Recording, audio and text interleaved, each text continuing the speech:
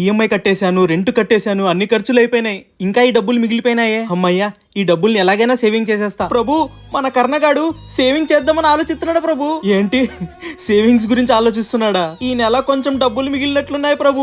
ఈడు బుర్రను ఎక్కువ వాడేస్తున్నాడు. ఇంకేం చేస్తాం, ఏదైనా ప్రాబ్లం ఇచ్చేవాడికి లైఫ్ లో కాల్లో చెయ్యో ఇరుకొట్టేస్తాను ప్రభు. అంత పెద్ద ప్రాబ్లం కాదు, మరి ఏం చేద్దాం ప్రభు? వాడు ల్యాప్టాప్ కొని ఎన్ని రోజులైంది? ల్యాప్టాప్ ఇంకా మొన్ననే కొన్నాడు కదా ప్రభు, ఇంకా వారంటీ కూడా ఉంది. పోనీ వాడి బైక్ డ్యామేజ్ చేసేస్తే? బైక్ డ్యామేజ్ అయిందని తెలిసే లోపు ఇన్వెస్ట్మెంట్ చేసేస్తాడు ప్రభు. ఈ బ్యాంక్ వాడు 6% ఇంట్రెస్ట్ ఇస్తున్నాడంటే ఈ డబ్బుల్ని ఇక్కడే సేవింగ్ చేసుకోవచ్చు. వాడి మొబైల్ సూపర్ ప్రభు. నా దగ్గర ఉన్న డబ్బుల్ని ఇన్వెస్ట్మెంట్ ఎలా చేయాలని ఆలోచిస్తాను రా మావా. ఈ మంత్ కొంచెం డబ్బులు మిగిలిపోయినారా, ఆ డబ్బుల్ని ఎలా సేవింగ్ చేసుకోవాలా అని వాడి మొబైల్ స్క్రీన్ డ్యామేజ్ చేసేయి ప్రభు.